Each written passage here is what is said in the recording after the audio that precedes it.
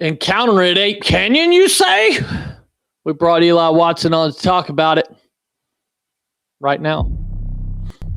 Something big is spooking residents. Multiple people have claimed to see a large furry animal trudging through the woods.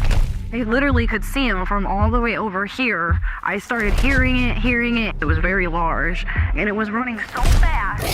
Of sorts for campers in Taos County. The Sheriff's Office is sharing safety tips on social media to protect yourself from Bigfoot. I saw something out of the corner of my eye off the side of the road in a culvert. It's not like a bear, and it wasn't like a coyote. I've never seen anything like that. No details. Big, like 10-foot foam. Big thing. I freaked out. Hit it in the leg. I don't think it registered what it was. What's the likelihood that there are big animals that have gone undetected by scientists and by trained observers? What's up, everybody? Welcome to the show tonight. I am your host, Stacy Brown Jr., and we are getting into it with one of my favorite people. I got to film with him when Small Town Monsters came to Florida. It was really cool, and we didn't go on the same trip to Macy, Nebraska, but I knew his pain that he went through, and hopefully we'll get into some of that tonight. But one of the coolest people I've ever kicked it with. Should be a fun show. In the meantime, there was some stuff I needed to talk about, and I can't remember what it is right now. Ain't that some stuff? I see the Bigfoot community still going nuts over the Patterson film. People got to let it go. I got a report from Kentucky today. Scale of believability was like an 11. This guy had seen this creature during the middle of the day. Park ranger was there. Deputy was there.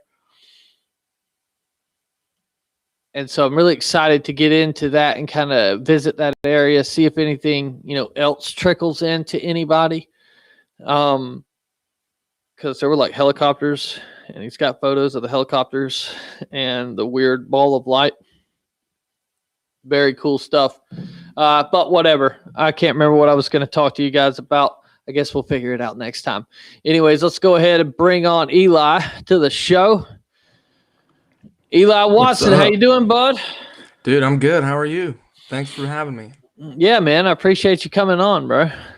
Yeah, dude. This is going to be fun, dude. It's been forever since I talked to you, dude. I feel bad. It happens, man. It's life. Yeah. We both get busy. You're running the same rat race I am, I feel, Yeah, oh yeah. So yeah, when you were talking, when you were introducing everything, I forgot, dude, that sometimes I forget because you weren't on that trip in Nebraska, that's how it all started. Yeah. Right. Yeah. You can see why I complained about having to go back. I was like, why don't we spend the money on going somewhere else? Right? These guys are bullshitters. And then I don't know. Apparently, I wasn't wanted back to begin with. I guess Derek thought Joey was me, and then Derek come up to fight him or something like that. I don't remember. Yeah, it was real tense right in the beginning there. Yeah, it was real tense. And that's crazy, dude, because we did nothing but stuff for them while we were there. Right? It was just mainly because I wanted them to show that skeleton if we were going back. If we wasn't going back and we wasn't going to get the film of the skeleton, I didn't want to, because I wasn't forking the money out for it, but James was. Yeah. And that was a lot of money. Wasn't cheap, Dude, it's they told us we weren't ready for that. That's what they How showed the us fuck do picture. y'all? How the fuck did they know what I'm ready for?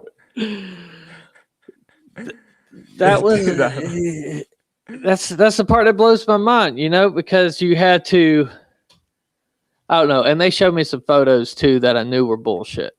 Oh yeah, 100%, dude. As soon as I saw the photos, dude, I remember standing there. It was me, James, and RPG, and we all just kind of looked at each other like, oh, Yeah, and like, what do you we're say here to for. that?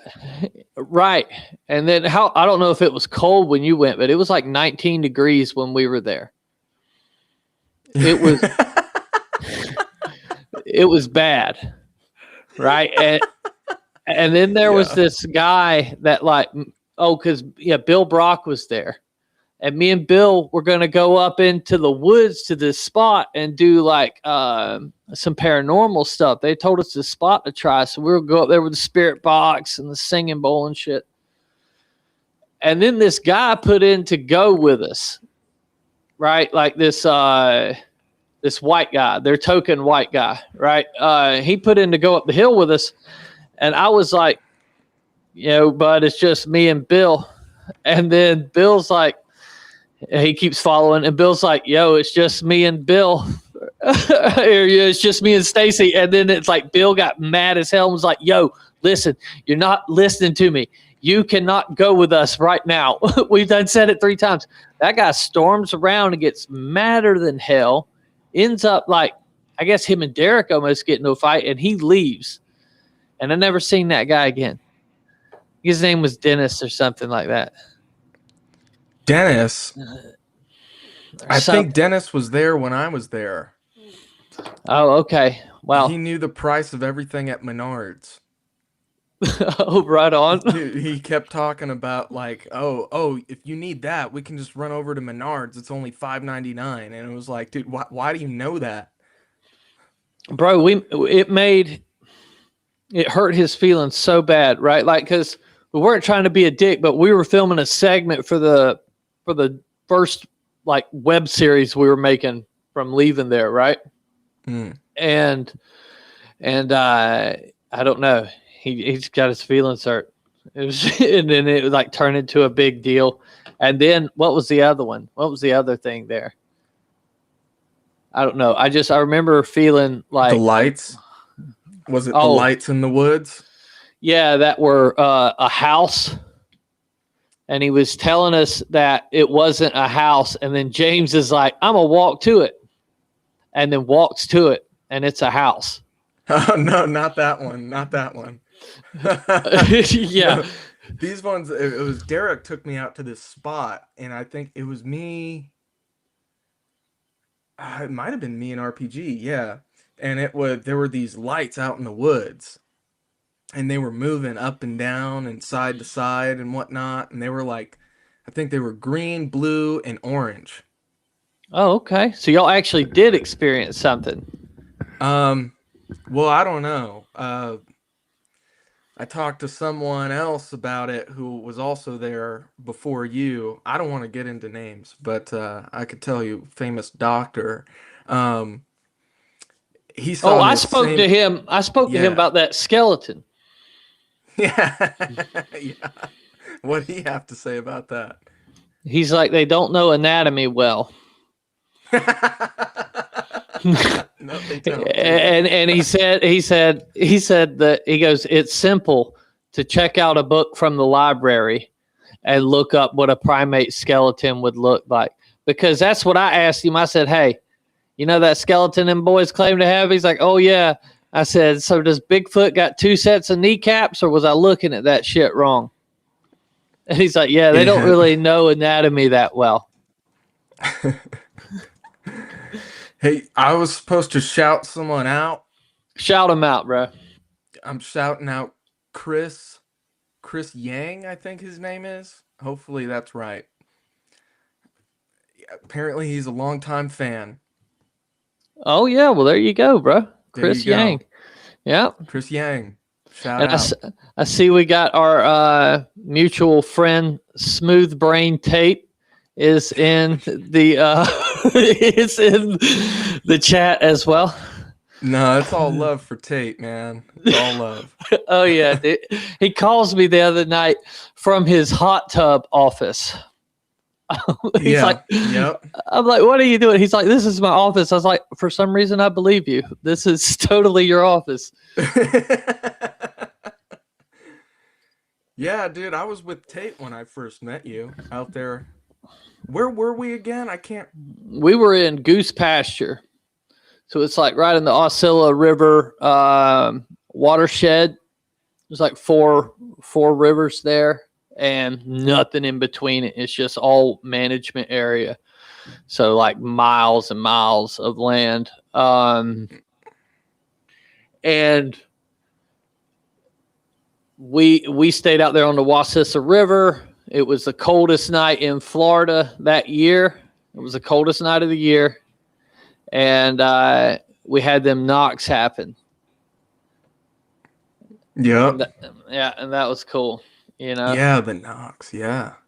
And then didn't I They thought seen- Tate and James saw, or was it you? No, it was Tate and James. They saw that ball of light Yeah. right after we heard the knocks. You know, I'm Yeah, I so didn't glad see one of y'all got to see him. You know, so glad because I've been talking to y'all about it. Like y'all had asked me why I went from being in the ape camp to kind of thinking there was something else going on with them. And then, you know, I wish you would have got to see it. I've seen orbs, man. I've seen Oh, have orbs, you? But Okay. just not in Florida. Yeah. Yeah. So, It was wild, dude. It was wild. I remember I took my daughters the following week and we seen a red light in the middle of the road. Right? Like we drove and then my daughter looks out the window and she's like, there's a red light in the damn middle of the road where we were just parked, and fucking turned around. I stopped the truck and we turned around and could see it. It was wild. dude, see, I was just talking to someone about this. The whole orb thing, I used to never believe people's stories about orbs. I was like, they're just full of it. They're mistaken the lights, you know? And then I saw one for the first time up in like Bluff Creek area. And I just watched that thing for like 10 minutes, 10, 20 minutes, you know, floating through the air. And I was like, I have no idea what that is. Yeah, It don't man, I seem saw like another one. swamp gas. You know, like No, they say it was not. Nope. Yeah, and then I saw one in New Hampshire too. Oh, So, okay. yeah, and I was just like, dude, I don't know what these things are, you know? Right.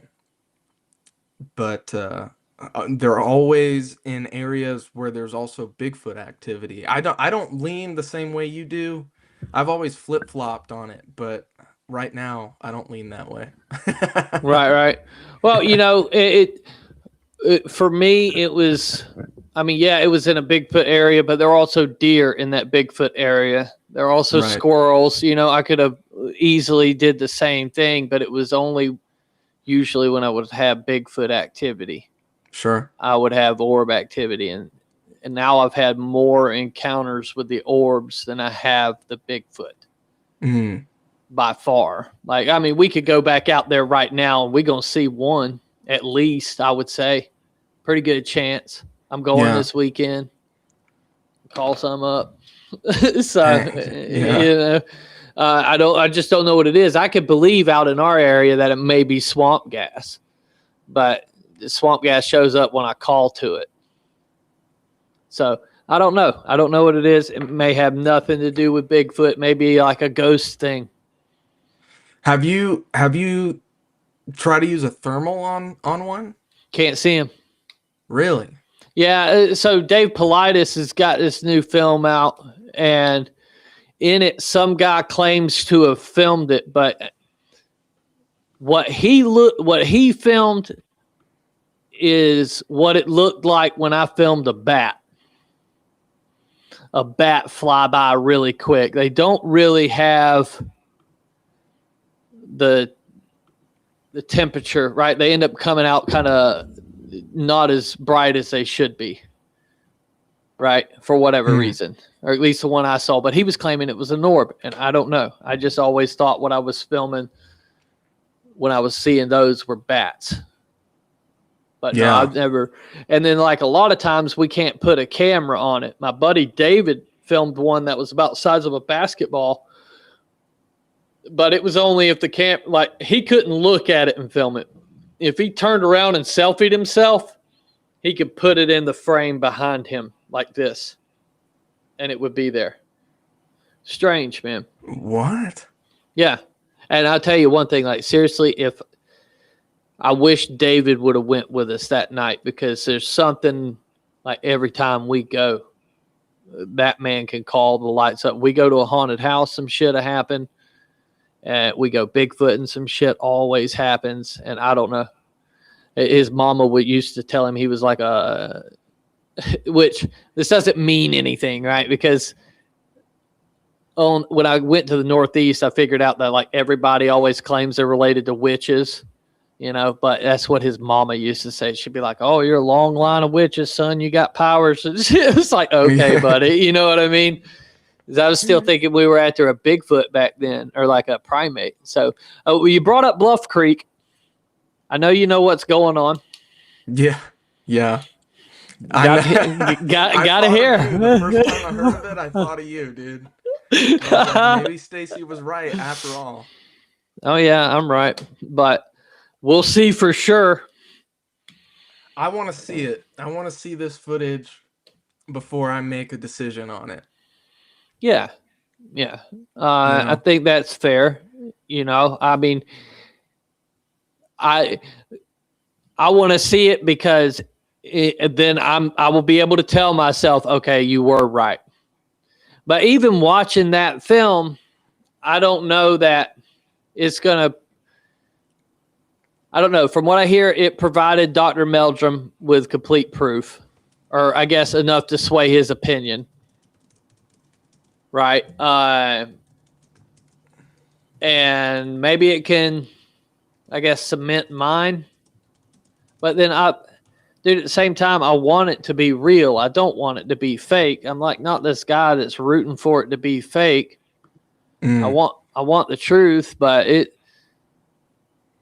I knew all this shit would happen if it ever was, like, coming out like that. Mm-hmm. I knew all this. I was like, even if they bring out something, it's not gonna. People are still going to believe it, and that's going to make the Bigfoot argument look that much worse. Yeah, that's true. My whole thing with this film, though, is the timing seems real interesting. Just when it's all coming out, you know, Bob Gimlin's elderly, you know, he's not making any more public appearances, you know, Meldrum's passed away, you know, so if they misconstrued his interview, and I know you know how that works, you know. Oh yeah. You know, he can't come out and say, "Oh, they misconstrued my interview." So, I don't know. The timing seems awfully convenient. So, that's I don't know. Yeah. You get what I'm saying? I don't know I don't think they expected Meldrum to die when they filmed him. Mm-hmm. You know what I'm saying? Like, yeah. I went on a podcast, and Tony Merkel's podcast, and I talked about a thing that happened with me and Dr. Meldrum, and we left it out because Meldrum was then hoping to get, like, Meldrum on to be like, "Hey, what did this actually happen?" And then I was going to be like, "Hey, remember when this happened?" Yeah. You know, but dead man can't defend himself, so it's best to just take things out and not leave things unsaid. But I had no idea at that time that's what was being said. I find it odd. Like, I know everybody's saying it's a money grab, right? But what is your opinion on how much money the PG film was making every year? I don't know how much it was making every year. Yeah, I'm sure you can guess. I'm sure you got a good idea. Somewhere in the six-figure range, I'm sure. It probably makes more than we do in a year. Yeah. Every year, right? I think that's fair. Why would she give that up for whatever this indie documentary guy can pay her? Because it can't be much. I mean, maybe he gave her $100,000 at best, but I don't think that happened at all. You know how these films are made. I thought the copyright had expired. No, it don't. If it was done in 1967, that gives it, because back then, I think it was before 1977. It was 10 years later that they made the copyrights not last that long. Back then, they give you 95 years. So she's got until 2062. Right? Yeah. I mean, and that's saying that, and somebody should do this. Y'all look this up on the Library of Congress. Look up the copyright for it. It's public information. And I should have done that, but I can't see them waiting 10 years to copyright it when the laws had changed. I'm just guessing, and that guess would lead to 2062. So if that's the case, if the copyright hadn't expired, then, why would you give up more than what we're making at least every year, right, until 2062? Well, I want to address this comment here. I don't think six figures nowhere near from Windwalker 1. Even if they weren't making six figures a year, your point still stands. What's this indie dude gonna offer? You know what I mean? Like, because I'm gonna be real here. They had that premiere down in Texas, but they're looking for distribution, you know? And I and this is just being honest. Bigfoot stuff doesn't make a whole lot of money. Right. See, that's what everybody forgets. And that's why I'm glad you're here, a filmmaker that's in it, and you can actually talk to these things. Yeah. Whereas if you're going to license your footage out to National Geographic, where they have money and they have a built-in viewership, you're going to get more from that than you would making your own documentary. And no one knows who you are, So, I don't know. I mean, just my dad's footage, every time it's licensed, it's $3,000 to $5,000. Okay. Yeah. Somewhere in there. And that's my dad's. That's not the fucking Patterson film. Right. Right. You know what I mean? So you can think about, and of course the networks, every single license will be different. They'll have different channels. They can also put it on, like, because Discovery, they can cut that shit up all they want, put it on Travel Channel now under the same license, right? And they can put it over here on Science on another show under the same license, right? Every deal's different. And I know for a fact that it was going, like, just a few seconds of the footage was going for like $15,000. And this was within the last 5 years. Oh yeah, easily, dude. It is the footage. Like, that's the other part. Like, yeah, it is what it is. But the thing is, the TV networks don't own the footage, and they're going to make exponentially a large amount of money. They have it in the budget, and they pay these licensing fees and give you a contract. So that way they don't get sued for putting it on their network, because they're going to turn and make a lot more money off of it. So like the 15,000, everybody flips out. Oh my God, the Patterson film is going for 15,000 or 100,000, right? Yeah. The network's going to make millions.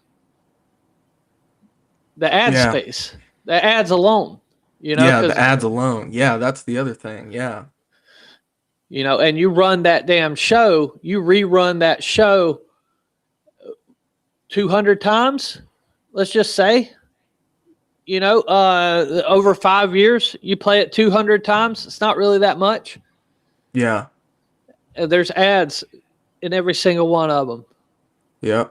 And they're making money hand over fist. So they pay that out so they can, it's kind of It's kind of a bad deal. It's like we were just talking about with you trying to get distribution. Yeah.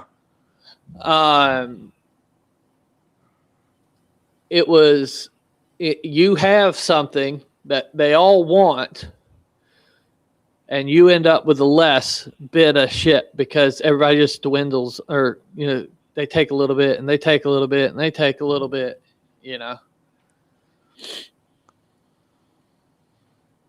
I'm not understanding some of these comments here, but Which one? the flat rock, the Both y'all being triangle and the circle filmmakers. markers, I don't know what those are in reference to. Oh, okay. So what he's talking about there is on the Kodak film, right? The Kodachrome film. Back then, they'd have either a triangle or a circle on it. Okay. Right. And I guess that was to indicate the date of manufacture and the date of, if I'm not wrong, the date of development. Gotcha. Right. Yeah. And so I think this film says 1966, but that doesn't mean there's not a developed date. Right. Right.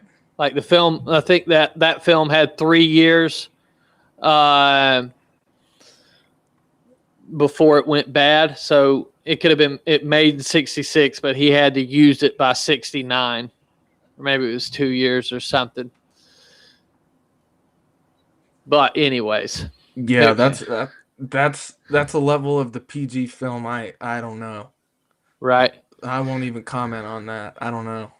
So you just think this is awesome? Do you think it's just some hoopla from some documentary filmmakers trying to make some money? I don't know. I know Patterson's son is involved with it. Yeah. And so I don't know what his relationship is to it. I've heard some things, but I'm not going to put a whole lot of stock into someone I've never talked to before. So I don't know what his motives are. I don't know who this director is, but you bring up some valid points I hadn't considered before, like they were probably making more money just licensing the footage than they are going to make off of this indie film. So what is the purpose of it? I don't know. Get everyone stirred up, I guess. Yeah, dude, I'm be honest with you. Even if I knew it was fake and I was them, and you're making that much money, fucking let it ride. Who cares? Yeah. You don't owe us nothing. We don't, you know what I'm saying? Like, yeah, you gave people something to believe in, I guess. Well, that's the one thing we can both agree about. Even if the PG film is not real, that doesn't detract from how real this phenomenon is. Like, both you and I have had experiences with Sasquatch. Like, we know it's real. Right. I mean, you filmed one, or your dad filmed one. Right, but you I think what it can do is reset the way we look at it, look at the subject, and the biggest people you see having problems with this right now are in the ape camp. Yeah. Because it's not really a whole lot of things. So like if Patty's fake, then what did we learn from Patty? Because everything we learned, whether that be out of the tracks or whatever, the walking in a straight line, I don't know. Anything we thought we gathered from that footage has to be trash, right? Right. And then what happened with the rest of it? Why did we continue to believe certain things? Were we just not looking at the other shit? Well, that's another good point. The tracks from the PG film, the tracks show that mid-tarsal break, and I mean it had Bob Titmus fooled, had Renee DeHinden fooled, And that's another thing. If Rene DeHinden thought was bullshit, why wouldn't he come out and say that? He would be the type of dude to say that, I Yeah. feel. I wish I But would have met him. yeah, I hear some crazy stories. Yeah. I really do. He seems to be my favorite of all the like legendary squatchers. It's like that dude was probably a good time to hang out with. Yeah, yeah, probably. But So, so okay, let's get into talking about you, man. Now we've been babbling for 30 minutes now. yeah. So what got you into all of this? What got you started? I know you worked with Small Town Monsters, did a lot of stuff with them. So like what brought you? Were you into cryptids before then, or you just kind of like Craigslist applied for a job? No, definitely wasn't Craigslist. Okay. Well, I had that podcast going for a while, Cryptid Campfire, and I guess I started that in 2018 with some friends of mine. I was in college at the time. I didn't really know what I wanted to do. I had always wanted to be a filmmaker, and I was living in LA, and I got so disillusioned with, the whole LA scene. I was like, maybe I don't want to be a filmmaker. Maybe I don't want to hang out with these types of people all the time, and so then I kind of shifted gears, and I was like, well, Bigfoot's kind of cool. And I guess the thing that kind of roped me in was Patty. I was like, hey, has anyone I'm talking to my friends. I was like, you guys noticed, Patty's actually a female? And they were like, no. And I show them, and it's like, it's clear as day once you see it, but, and, I was like, and we start having all these discussions about it. And I was like, we should just start a podcast and just go through all these different cryptids, go through the Chupacabra, the Jersey Devil, all sorts of stuff. I mean, all sorts of fake cryptids. Right. And through that, I found out more and more about the whole cryptid community, and I found out about Small Town Monsters. And I was like, hey, these guys are making movies about cool stuff, and they don't live in LA, and so I kind of just shot my shot, and it all kind of worked out for me for a while there, just like 4 or 5 years just doing this stuff. And I met so many great people. I met you through that. Met dude, I don't even know, like so many people, people Oh in yeah. Kentucky, people watched the Olympic Project, Derek Randall's. I mean, went to Alaska twice. I mean, I wouldn't trade that, all that experience, Right. So that's how I got into it. And I Gotcha. got really into it, especially when you start talking to people who have seen stuff. And that was, because I didn't grow up with any experiences, I didn't have a Sasquatch encounter when I was a child, so like all of it's kind of fun for me until I'm out in the woods talking to someone who's like, oh yeah, this thing was real, and you're like, whoa, I don't know if I want to be here anymore. Well, so how did you take that? I mean, because I take it you may have not been sold on Bigfoot or any of that stuff beforehand. So how did you take it at first when you're sitting there listening to a man telling you about something he saw that you don't think is real? Well, I was kind of, I guess you could say, agnostic. I was on the fence about it. I was like, I could take it either way. And it was, that's what pushed me to think that there is something to this when I'm talking to someone, let's see. The first time I talked to someone was probably Northern California, was Okay. probably up there. And it was probably like talking to Leiterman, Robert Leiterman. And, or Tate even. I probably talked to Tate before, but, I think it meant no diss to Tate, but like, meant more coming from Robert Leiterman. It's like this Oh dude's yeah. spent a lot of time out in the woods. You know, what was he? He was like a park ranger for a long time. Yeah. Yeah, and you know, and it's like, dude, I'm not gonna tell this guy that his story might be bullshit. You know, like I can't. The Who first am I to time, disagree? You know. the first time I met Leiterman, we were at Bluff Creek. Okay, I was on that Spike show, and we had followed these tracks up like Mount Onion or something, Onion Mountain, whatever it was called. And we left ourselves enough time to come down the hill and then run back. And we had run like through the creek in the parts we could. And so by the time I get back, right, we're soaked. It's cold as hell. Well, it's cold to me, right? It's summertime there, but like the evenings were 50s, you know. I'm soaked 50s, and I'm like, where are my cigarettes? I'm like, get that, hollering at the production. I'm like, give me my cigarettes. And they're all like, why do you want to smoke right now? You can't even catch your breath. And I'm like, you wouldn't understand. It's going to help me breathe, you know? Yeah. But then he popped out. He's like, hey, what did you find? Blah, blah, blah. You know, and he had all these questions about it. Him and Rowdy Kelly, I think his name was. Rowdy Kelly, yeah. Yeah. They were pretty nice, man. They were nice, you know, when I got to hang out with them, but it was in that awkward clown shit show that I was a part of.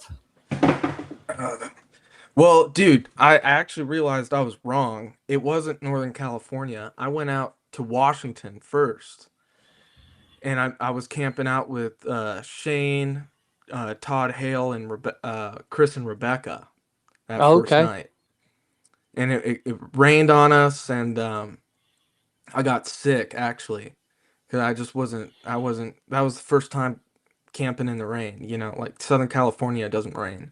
So, you know. Must be nice. Kind of. But yeah, and talking to those guys, but yeah, I think, I don't know if Leiterman's ever told you his story about, when that thing was around his tent and said "Hola" to him. What? Oh, I can't even tell the story. I don't remember all the details. But like something about, he said it came out of the woods and it stood right next to his tent and said like "Hola," but it didn't sound like a person. It sounded like something trying to mimic a person's voice. Okay, so see, I would go there with like that was a demon, right? That mimicry, like that would. Yeah. That's where I would be now after I've done all that paranormal shit. Like I went and stuck my toe in that water, and I don't think I should have ever done that. I wish I wouldn't have. Really? Yeah, yeah. That shit's that's for somebody else. It ain't for me. I'm a happy guy. That's why I had to bow out. You invited me to the Conjuring house. Yeah. And I had to say no to that because I was like, dude, I don't know. That's another level, you know. Brother, the nightmares. Really? Yeah. And then that was it for us. We never really talked again. Like none of us hardly. I mean, me and James talked. I haven't heard from RPG in forever. It just kind of, everybody went in separate ways. That's the fucking dreams that you would have in that house. And then like Josh's granddaddy dies on the flight home. Joey gets back to his house and like the sewage overflows in his house and the oak tree in the front yard somehow or another catches fire. And then one of the guys had a big family. I don't want to say his business, but he had a family deal go on, and it just seemed like everybody's life was going to shit when they left that place. Yeah. And that was kind of it for me too, man. At least on that ghost front, I still fuck with it every now and then, but I'll just do a ghost tour. I don't need to go and bury somebody in the ground and. You guys did crazy stuff, man. You know, we just leave shit alone for a while, you know. But hey, so do you believe in Bigfoot now? Yes, 100%. Okay, well, what was that moment? Oh no, let me ask you this. Did you have your first solo camping experience before that moment? Yes. Because I know you would go out there and camp, by yourself some. Yeah, Uh, up here in SoCal, just, when I started getting into camping, I would go up by myself and just, go hang out in the woods and stuff, Bigfoot wasn't too much on my mind. Um, and that was before I started doing all my Southern California research. And even now, and that's my whole point with that whole series. All the Bigfoot reports from down here, they're from a long time ago. I don't think they're here anymore. It's way too populated. There's way too many people, So like, I don't know. I think my chances of encountering one down here in the beginning low to zero, right. you know.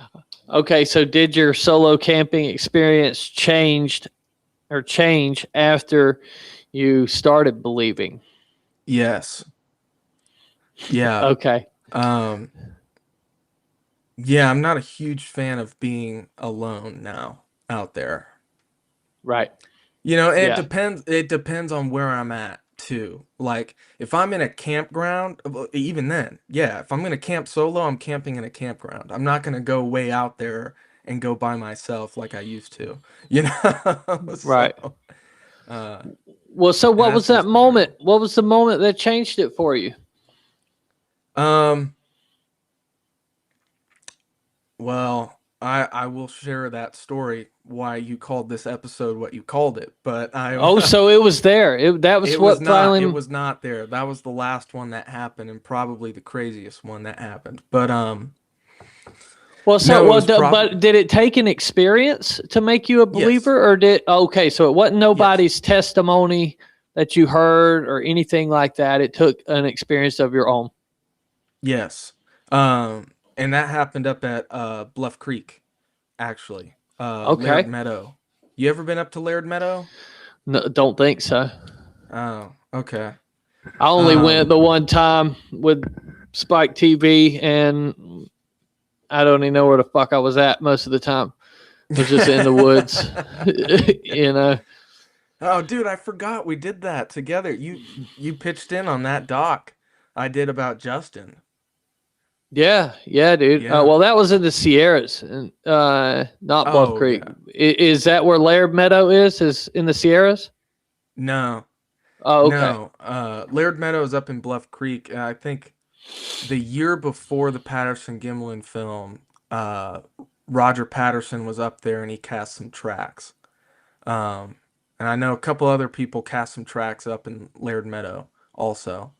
Um, but yeah, so I went and it was me, Alex Pedikov, Tate, uh, what's his name? Jonathan from Western Ooh, Bigfoot Exploration, okay. and Ron Reed. I think you met Ron, maybe. I don't know. Um, I don't know why I thought that. Anyways, it was a big group of us, and so Ron was with another group of people up on the road. Me and Jonathan were in these trees in the center of the field, and then Alex and Tate were on the far side of the meadow. And we just thought, you know, might be a way that they're communicating with each other, right? So let's do some knocks back and forth. We'll get some distance between us and do some knocks. We did a couple knocks back and forth, and then I hear over the radio that Tate and Alex, they had something like they think a rock was thrown at them or a tree was pushed down or something. I don't know. I didn't hear anything. And then, we watch the road. You could still see the road, and you see Ron with his flashlights and everyone, they go up the road. And so they were kind of trying to create like a diversion, bring the attention, over there, and maybe the Sasquatch stay back, but they're closer to the other four of us. I don't know. Not super scientific, but um well, we see that rock throw thing happens over here, and then the trees along the road, they just explode, dude. It's like bam, bam, bam, bam, bam. It was like 5, quick succession, like loud. Like it made our knocks sound like we were just tapping the trees, you know? Right. And I was just like, what the hell was that? You know? Like I've never heard that out in the woods in my life, you know? And we know it's not them, and we regroup, you know, and they were like, "Oh, it wasn't us. We weren't even there."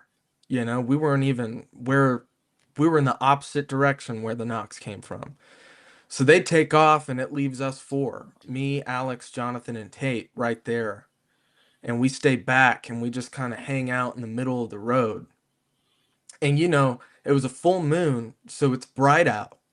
But under the trees, you know how it is. It gets real dark underneath the trees. Oh yeah. And that was a crazy thing because we start hearing something take steps on the right side of the road. It would take 2, 3 steps, stop. And then something on the left side of the road would take 2, 3 steps and stop. And then it kept going, getting a little bit closer every time. And then, you know, Alex decided to speak to him, and then it all stopped. But I was just like, that's some crazy stuff going on there, you know, and that's probably what pushed me to believe and, you know, start like questioning camping by myself. Yeah. Yeah. How easy was it to go back to bed that night? It was pretty easy. We were camped a couple miles away. It's a couple miles away from Louse Camp. And we had a Gotcha. big group at Louse Camp. You know, the whole Bluff Creek project was there. Ken Gerhard. It was that same year they did that Trinity Alps salamander expedition. I have no Do you- idea what that is. I don't know. I guess they went looking for some giant salamanders and didn't find them, so they came to Bluff Creek. And so like the party had like 30, 40 people in it, you know? And Oh, so wow. like we got back to camp, it was like 3 in the morning, people are still hanging out. I was like, dude, I'm done. I'm tired. Like my whole system is, you know, freaked out, you know? What was it called? Laird Trinity. Meadow? No, Trinity. What was it? The Trinity Alps giant salamander expedition? Oh wow, that sounds like a damn nicotine pouch that Tucker Carlson would sell. Like fucking Trinity Alps salamander.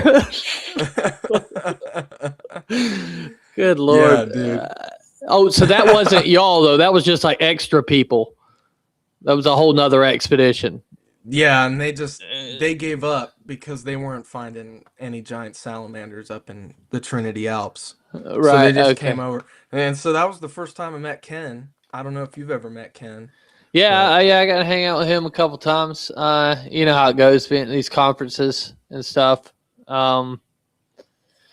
Meet people, get to have some dinner where some guy forces you to sit with random strangers and eat. Yeah. It's like, oh, what a great time, guys. I was in a I think the first time I met Seth Breedlove, I was in a limo with he was sitting next to me and Travis Walton was sitting on the other side of me. And there's like all these, you know what I mean? All these people, Russell Accords in there. And it's like, oh, good Lord, what the fuck am I doing here? I need to go to the house, bro.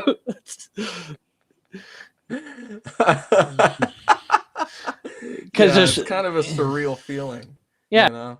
too many egos in the car, guys. Like, hey, let me out at the next stop. Mine can't handle this shit right now. Yeah. So what? I guess what would be? Because how many movies did you make with Small Town Monsters? Oh, I counted, dude. In the ballpark of 40. What was your favorite one?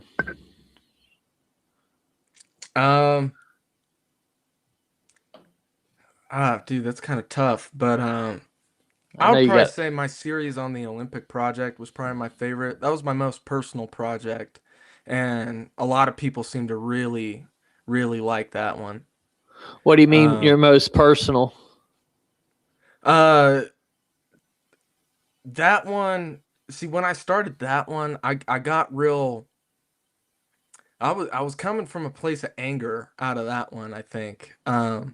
And I was pretty mad at the Bigfoot community because just like what you said, there's so many big egos, Hmm. and I just wanted to.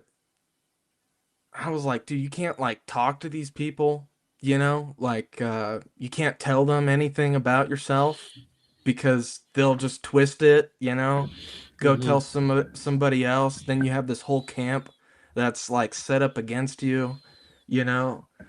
Fortunately that never happened to me, but I saw it happen time and time again, you know. Yeah. And I was just like, I can't tell anybody anything about myself, you know. So Right.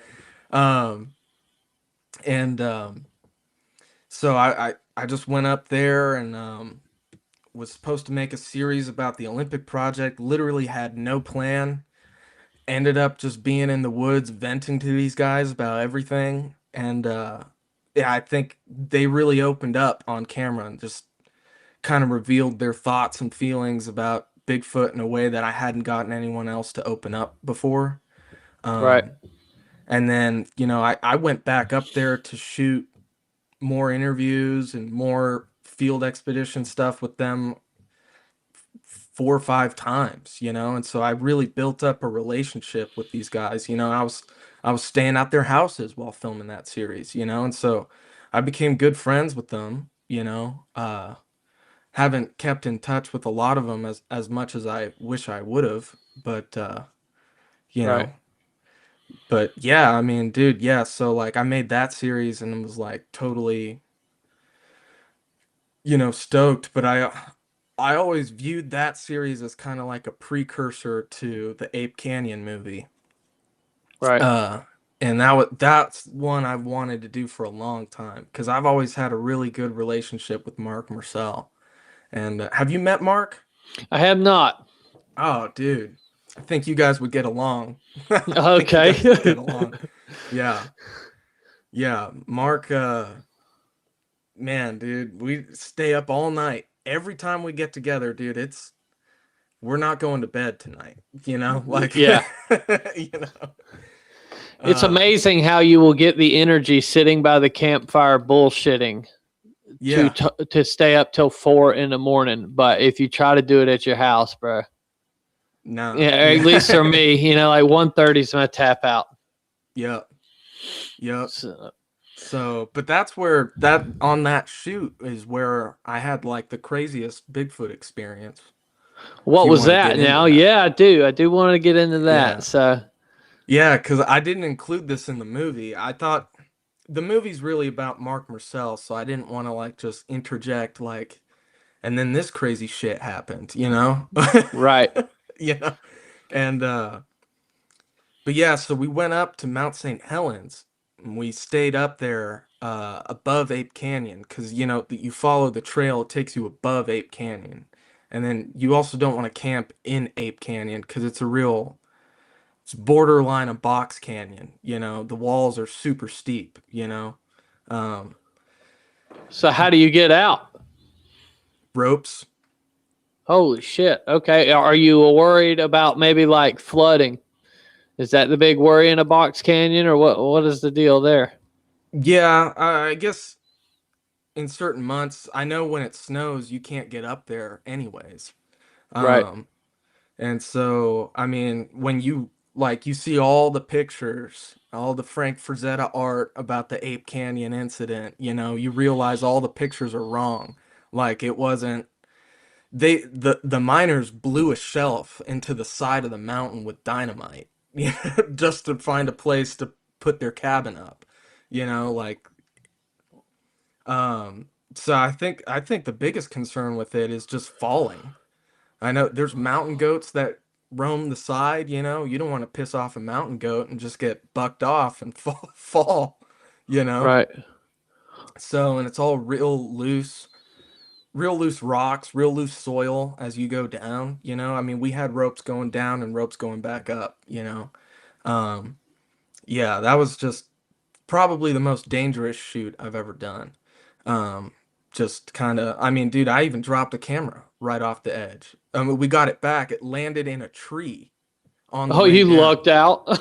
Dude, I lucked out so hard, dude, because it caught on my pack and I wasn't thinking, so I just yanked my pack and it slung the camera right off the edge. Wow. And I Were you was just like, I just watched this like $3,500 camera roll down the hill with all the footage on it, you know? And I was just like, there goes the movie. Oh, so it was just you. You were the only camera. No, I had another guy, Tyler Hall, with me. Yeah. Oh, okay. I got you. Yeah, but still, I was A cam, he was B cam, you know? Right, right. And so I was like, dude, what just happened? You know? Yeah. But it landed in a tree. We were able to get it back, so I lucked Now, out. are there any predators down in that canyon? Did you have Down in the bear down canyon there? itself, I'm not sure. Up right above it is a real flat area. It leads right out. They call it the Plains of Abraham. Um, Okay. and it's real. That whole area was like blasted in the eruption in 1980, and so all that area is covered in ash still to this day. Right. And the trees are real small. Um, So, but Ape Canyon itself was protected by this butte that's there. So all that, you know, I don't know what all that debris was kind of blocked. It kind of came to a natural standstill, if you can imagine it, you know. Um, but up there, I'm sure they got their fair share of mountain lions. I'm not sure about Right. bear. Um, Well, but so yeah, what's the story to Ape Canyon? Some of the people here may not know it. But sure. what exactly went on? So in 1924, there was these gold miners there. I think there was a group of 5 or 6 of them. Um, it's fascinating. I used to know the story way better. And as soon as you Okay. stop, as soon as you stop researching it, all the details kind of fade. But essentially, what happened is they had a cabin there, and they were working in these in their mine, trying to get gold.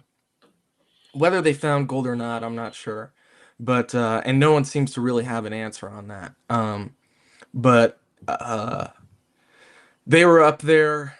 They start having some activity. They had been there for 2 years in the summers. You know, in the winters they couldn't get up there. So in the summers they were having activity. They found a footprint one time. And so one of them, the youngest one, he went out to get water from a nearby spring.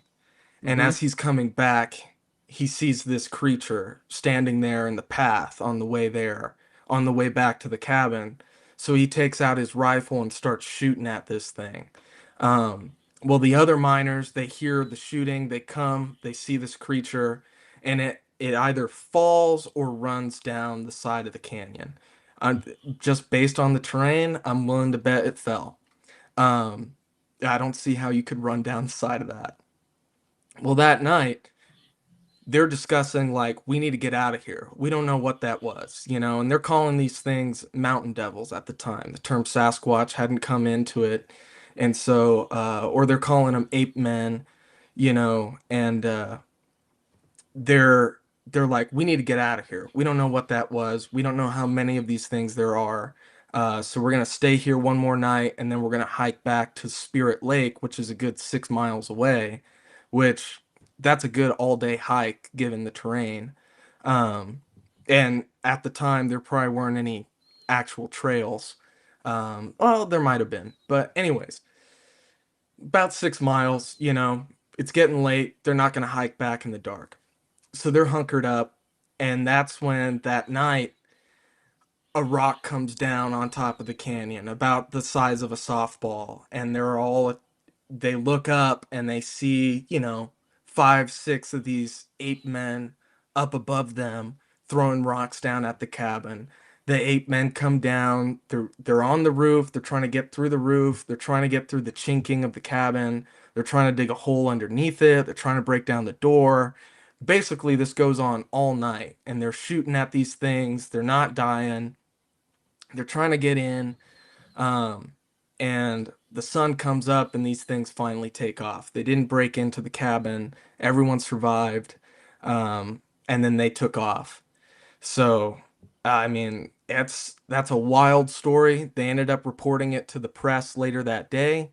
It spread nationwide. A week later, the story, some press actually went up there and took photos. And so those are like newly unearthed photos. And those are in the film. And you actually see a footprint. You know, they took photos of the footprints. They took photos in front of the cabin. So, I mean, something happened, you know? And so, So where the cabin was a shelf that they made? yeah. So it wasn't actually down in the canyon? It was in the canyon. It was in the canyon. Oh, okay. It was right next to their mine. Yep. Gotcha. And so the Bigfoot were outside of the canyon? There is a natural shelf above it. Right. You know, it's not huge, but you can stand up there and like it's feasible for them to be throwing rocks down at the cabin. Yes. Oh, okay. I got you. Okay. Yeah. Yeah. So like for reference, when you go up the Ape Canyon trail, it puts you out about 1,000 feet above where the cabin was. And so, you know, I mean, following the trail is pretty easy, but getting down to the canyon itself, where the cabin was, that's where it gets dangerous. How did they get down there? They built ladders, and there's pictures of those ladders. Oh, wow. Would you have rather had the rope or one of those ladders? I can't imagine those. I wouldn't have gone down there. I wouldn't have gone down there. You know. Did you not go down there? I did. Oh, you did. You did. But I wouldn't be like, you know, I'm looking for a place to start my gold mine. You know what? That's the spot down there. Like, yeah. You know. Now I know that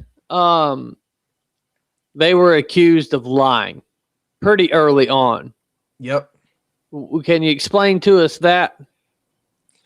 People thought they had made up the story. People also accused Fred Beck, who kind of became the mascot, if you will, of Ape Canyon, of being like involved with the occult, which later he was actually a medium and was doing seances in his house. So like that holds some water. That was true. Yeah. Even though at the time he was like, oh no, I'm not involved with that. And then 20 years later, 30 years later, it's like you're holding seances in your house, dude. Like what?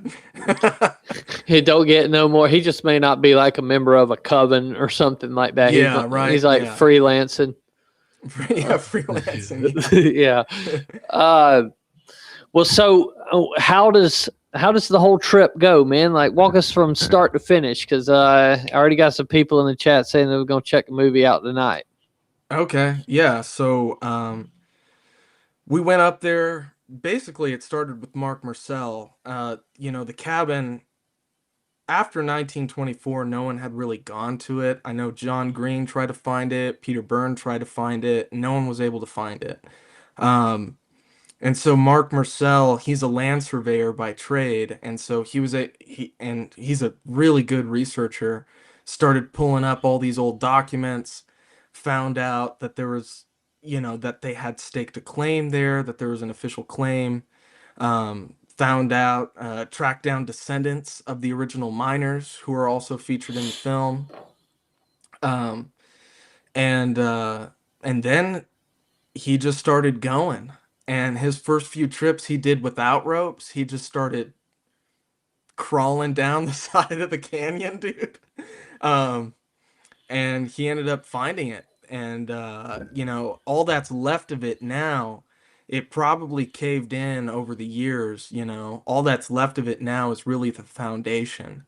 But, you know, you take a metal detector up there and you can find, you know, the exact dimensions of the cabin, because, you know, old school log cabin, you have these, you know, 20-40 foot logs, and then you place 2 nails in them, you know. all along, so then you're able to stack the next one. And so that's exactly what you find. You find all those nails, in this huge rectangle, and it's like, oh yeah, I mean, what else could that be? Right. You're not allowed to dig there. It is a what is it? Historically protected, federally protected site. So you would have to be like a licensed archaeologist to go do it. But as close as you can get is that metal detector, to get that rectangle. Okay. You know, And he found how many years did it take him to find that? close to 10. Oh wow. Okay, he put some Yeah. time in that. Now, did they call it Ape Canyon before or the incident? That is really unclear. That's something I think Mark is still working on, trying to figure that out. Right. There's a nearby formation called Ape Cave, you know, but Mm-hmm. I think the earliest map we have of that area is like 1950s, and you see it's called Ape Canyon on there and Ape Right. Cave on there. But before that, like in the 1920s, what was it called? We don't really know. Yeah. So, Okay. 1 second. I forgot to plug my light up. Hold on. It's about to die. all right.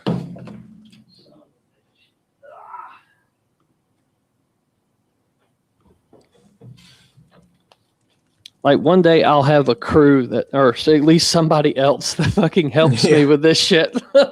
Until then, though.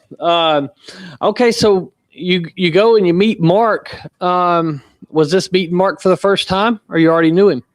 No, I already knew Mark. I've Okay. known Mark for a couple of years, and this was a story I really wanted to tell because so much of his life is wrapped up in the Ape Canyon story, you Right. know? And so I knew, like, to tell the story right, and just knowing based off the pictures he was showing me, the Ape Canyon site itself is not impressive. It's not visually impressive at all. What is more impressive is the amount of time and the devotion to finding out if there's any truth to it. Mm-hmm. And I was like, and that just comes from, staying up all night, talking to him about it over and over and over again over the course of, I think, 3 years before we made the movie. And I was like, I gotta tell this story, and I gotta tell it the right way. I felt real strongly about it, and got a little defensive about it. But Did you? yeah, Why'd you get defensive? because I was like, dude, someone else is gonna come in here and try to tell this story, and they're gonna mess it all up. They're gonna Yeah. focus on the wrong. They're gonna focus on the wrong part. I'm going to tell you the truth. Like, it would be a really cool horror film. You know what I mean? Oh yeah, And I mean, maybe you add somebody dies in it, but maybe you don't. Yeah. But that was the whole setup for it is there. To be something really, really cool. Kind of take people back to the 1920s and shit. And yeah. so, well, so what do y'all hike down there day one or Day two. day two? Day two. And so it's July. We went down and stood in the Ape Canyon site exactly 100 years later to the day. Oh, cool. Yeah. Hell yeah. So that was a pretty epic experience there. Right. And you know, some stuff went down. There was an injury down there. My buddy Tyler he ended up cutting himself pretty bad on accident. With a knife, and he just wasn't really paying attention. He had to get out of there. It was a crazy moment because you don't have service in there. You don't have service up top. We were barely able to make contact with 911. The radios didn't work. On base camp 1,000 feet up. Versus we're down here, so we're not even able to tell camp. Hey, we got a situation down here. So it was like literally it was me, Tyler, Mark, and Braden and Jared Mitchell. And Braden and Jared Mitchell are the great grandsons of the original miners. Okay. Yeah, and so they were there with us. They were able to get Tyler up and out of there. They basically tied a rope around him, put a, s- a stent, I guess you would call it. Was it that And bad? just it was an arterial bleed. Yeah, he cut down to his Oh artery. shit. Yeah, all of Ah, that's in the movie too. It was bleeding everywhere, dude. Yeah. Um, we had the full leather belt around the arm and everything, like now did just y'all? I guess flares aren't an option in probably not a California, good idea. No. right? Yeah. Yeah. Damn. That Yeah. that's wild, man. That's fucking wild. I So mean, yeah, Tyler's alive and well, so yeah. Hey, good for him. But so how long did it take you to get down there? And how long were you down there before this happened? probably took us a good hour and a half to get down. Oh, that's not too Um, bad. no. And then probably we were down there for 30 minutes before that happened. Okay. Wow. Yeah. And then had to turn around and panic set in. Yep. Yep. Yeah, tourniquets. Yeah, that's what it's called. Tourniquets. Gee whiz. Yeah. Well, that's wild, man. So what happens next? What was your plan? Were y'all gonna camp out down there or No, we would camp up top. We were just planning to get some footage down there at the actual site, and right? show it, as much as we could, Also a really hard area to film in. That shelf that they blasted isn't there anymore after 100 years. It's basically returned back to the way it used to be, you know. And so we're like kind of like laying back, almost standing up and laying back, trying to film everything, you know. We did all right, I think I wish I would have spent more time down there. No one, I mean, it's so hard to make that call when you're in the moment like that, and panics there. Like, you got to make sure he's okay, that he's not going to die on the way up or on the 5 mile walk back to the car, where then you have to drive like 20 miles to the nearest hospital, and it's like, I ended up climbing up and 911 actually came up. They sent people on bicycles up there to go escort him back, and they brought an ambulance to the parking lot, and he ended up being okay. But I wish I had spent more time down there getting more shots and more footage, but it's just, I don't know, got all freaked out. Yeah. Right, right. Well, so what y'all do next after y'all? I mean, because that kind of puts a damper on the weekend. Yeah, once I heard that he was going to be okay, um, I was able to calm down a little bit. I was able to get more footage later, of Mark talking and, just kind of getting the interview bits that I needed and whatnot. But we were up there for a full another day, just kind of getting stuff with Mark. And then we camped out that third night. And so it was July 2024, and, no rain in the forecast. So I didn't bring a tent, I'm just camping, cowboy camping style, Mm-hmm. and well, that third day, the wind picked up pretty bad, and that ash that's all still there, it blows. It was blowing in the wind, and it was getting in my eyes, it was getting in my hair, it was getting all over me.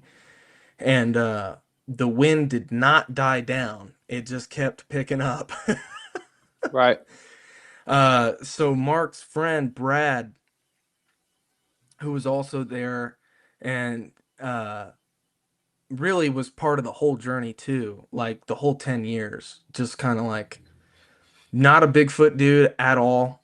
He's just like along for the ride. As he said, his like tagline is, I just want to go camping, you know? And so he had this tarp, like a 5x5 tarp that he set up for us, or for me, really, because it was just me at that point. And real low off the ground. It was right in my face, but enough to keep the ash off of me. And so that night, that third night, so Brad's a jokester too. He likes to play pranks on me. So this is important setup, okay? Okay. And I went to bed at 11 p.m. and I woke up. The wind had stopped. I was freezing cold. I was all twisted up in my sleeping bag. I don't know if you've ever had that happen. But, and I was like, oh, my sleeping pad was deflated for the second time on that trip. So I know it's got a hole in it. I'm like, I'm not even going to bother trying to reinflate this, which pro tip, don't go with the inflatable sleeping pads. They just suck. Right. So I checked the time. I'm like, maybe it's like 5 in the morning and I can just kind of tough it out, and not like readjust anything. And I checked my phone and it's midnight and I'd only been asleep for an hour. Oh, damn. And so I'm not going to get up to reinflate my sleeping pad. So I'm just going to wrestle with my sleeping bag and just try to get it straight again. And I wasn't doing it quiet either. I was kind of frustrated and it had been a long 3 days, you know? Right. So I'm just kind of like moving it and I finally get it right and I stop moving and I felt a hand grab my foot. And my initial thought was that it was Brad because Brad's a jokester. I'm not being quiet. I'm upset. I'm letting everyone know I'm upset by being loud in my sleeping bag. So here he is trying to freak me out by grabbing my foot. I can't see it anyways. That tarp is covering my face. And so I'm like, I'm just not going to react. I'm not going to give him a reaction because that's what he wants out of grabbing my foot, you know? And so I just lay there and it's like holding onto my foot and, and I say hand because it felt like a hand, it grabs my right foot and I feel both sides of it. I feel what feels like a thumb and I couldn't feel individual fingers, but I felt like, The pressure from it. Yeah. pressure from it. And it wasn't squeezing it. It was just kind of holding it, you know, and maybe 30 seconds to a minute. I'm like, It he's held your not saying- foot for that long? Yeah. What? Dude, and I'm not saying anything. I'm not moving. He's not saying anything. And he's not letting go. And I'm like, okay, this is getting weird now. Like, you're just holding my foot and none of us are saying anything, you know? It's So like that. I pull my feet underneath back underneath the tarp. Yeah. And still nothing, no sound. And then I hear it walk, and I can hear it. It's taking steps. It walks along the side, and then walks up the left and stops right behind me. And I'm still thinking maybe this is Brad, right? But it stops right there. Well, Brad is camped off to my right, and at that moment, I hear Brad clear his throat. And I was like, oh shit, this isn't Brad. And wow. Brad had these trash bags. All of our trash, we're putting our trash up in these plastic bags, and he tied it up in this tree. And again, the trees aren't real tall, 6 feet maybe at the most. And whatever, good camping practice. It's not going to stop a bear. It's way too low for a bear. So whatever this was, it starts grabbing the bag that's right behind me, tied up in the tree. It starts grabbing it and crinkling it like you might crinkle a bag of chips. Right. Doesn't open it. It doesn't rip all the trash out. It just starts like kind of crushing it. And I'm like, my heart starts pounding. And I was like, should I look? And I'm not gonna lie, I got real scared. at the thought of looking, because I was like, I don't think I want to look at what this is. And so I didn't. And I just listened to it, and I heard it. It crinkled the bag for a little bit, and then it walked away. And it walked out of the camp, out towards nothing. It walked out towards the plains of Abraham, where there's just nothing. And I could hear it walking on the ash as it walked between the ash and the rocks. You know, lots of pumice rocks up there. You know, so I could hear the rocks shifting underneath its steps, and then it just kept walking until I couldn't hear it anymore. Gee whiz, dude. And so what do you do now? Like, now you know that's not one of your, or at least I would take it that you would start to think that this ain't one of your friends. Yeah. The most bizarre thing, dude, I fell asleep. Okay. You know, fell asleep. And I didn't wake up. Woke up in the morning, kind of forgot it had happened. Actually hiked all the way back down to the car. I was the first one to the car. And that's when it hit me. And I was like, did that happen? You know? And so as everyone comes down the trail, you know, Mark, Brad, Shane Corson was there, Alex was there. I start telling them, I was like, were you guys up at midnight? Did you guys grab my foot? Like, what were you guys playing jokes? And everyone's like, no, dude, we were all asleep, you know? And they're like, why are you asking that? And that's when I tell them the story, and they're like, I don't even know. I don't know what that was, you know? And then I'm running through my mind. I was like, so it's none of my friends. Could it have been an animal? And I'm like, just by the sheer fact alone that I thought it was a hand, that I knew it was a hand, that I thought it was Brad who had grabbed my foot, I don't think there's any animal that could do that, you know? Right. Like, now, did you go up and look for tracks?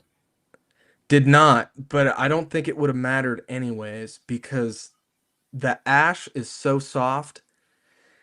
It's like, first off, where I was camped, I would have stepped all over it. Second of all, the ash is really not conducive for saving tracks. It's like stepping in a track at the beach, you know? It's just an impression. It's like just a big oval shape, you know? Right. So no, I didn't go back up and look for tracks. And I didn't think it would be worthwhile to go look for tracks either. So no. Gotcha. Yeah. This Illuminathan wants to know if you and Alex will make any more swim videos. I don't know what he means.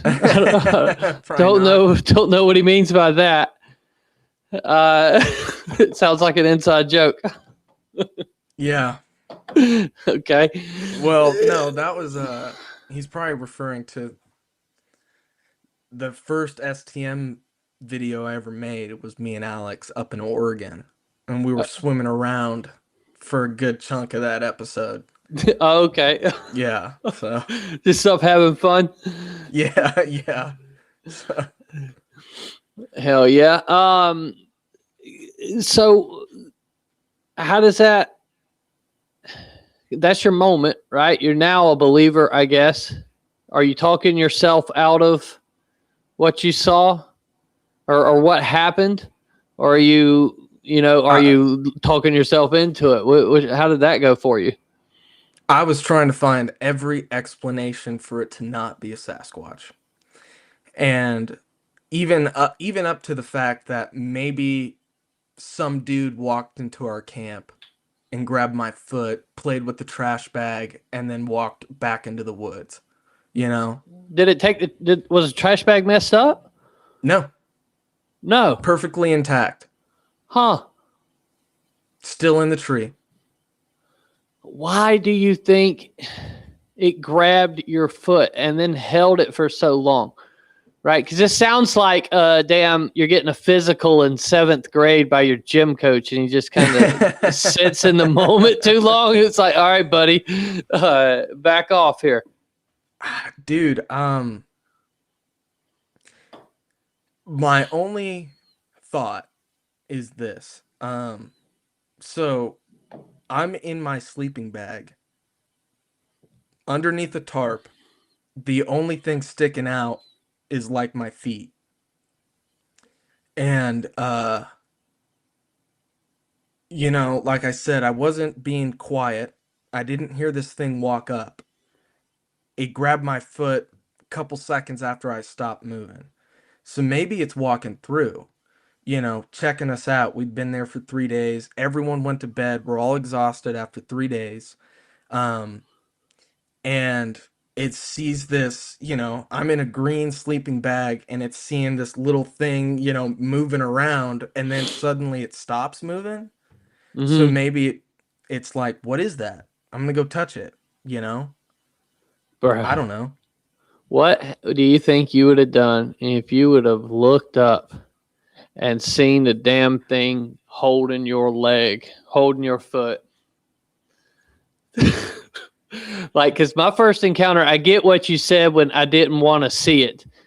My buddy had went into, he locked himself in the truck, and he's like, let's go get in the truck. And I said no, because I didn't want to see what had pressed down on our tent. I didn't want to look at it again. I didn't want to wake up and the damn thing was looking through the window at me. I don't think I'd have survived that. I would have freaked out. I was so scared. Yeah.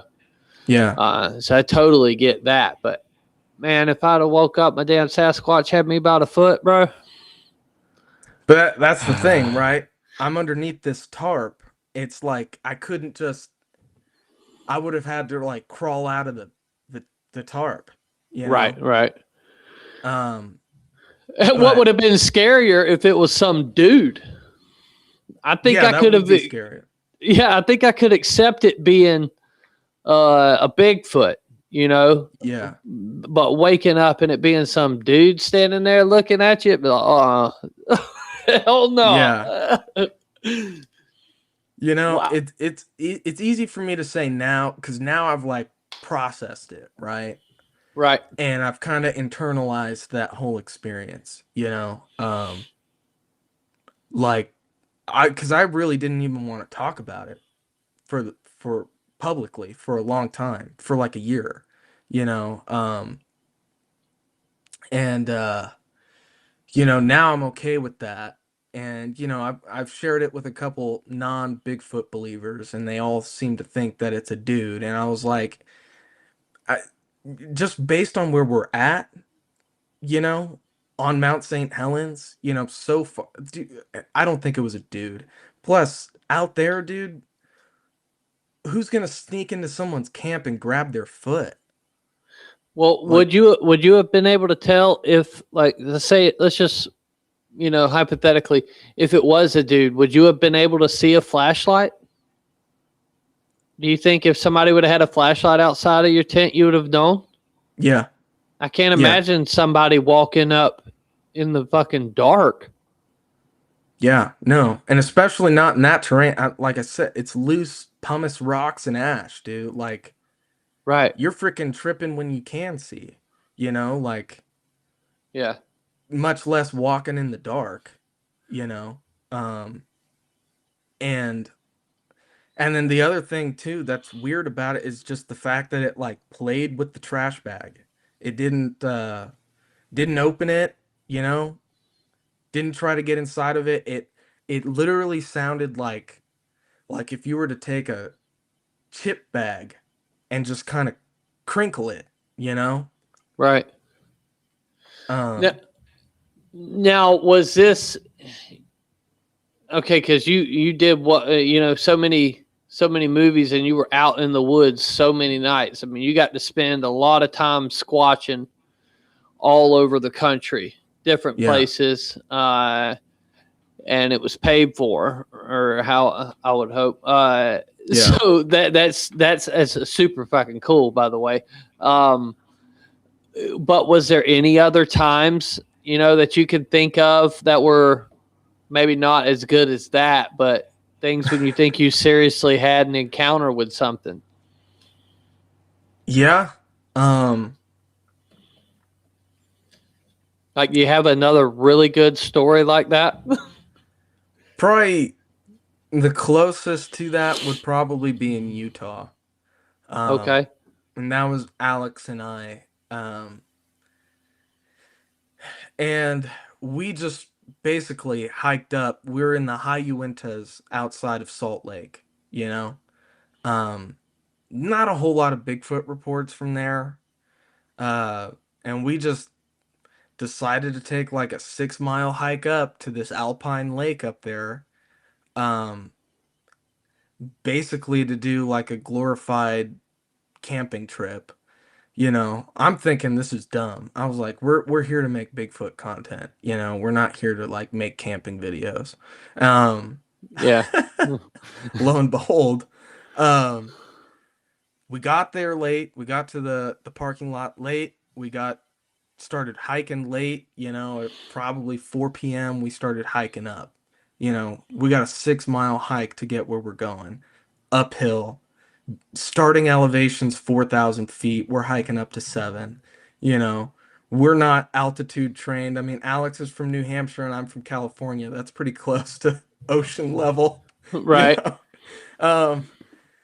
So we're taking a lot of breaks on the way up there, and it gets dark. We're hiking up by headlamp, you know, and we get to this kind of bend in the road. It starts cutting off to the right. And we're just walking. We're just going. We're not even talking at this point. We just want to get to where we're going. Mm-hmm. And boom, there's a knock right in front of us. Like literally right in front of us. So we stop, you know.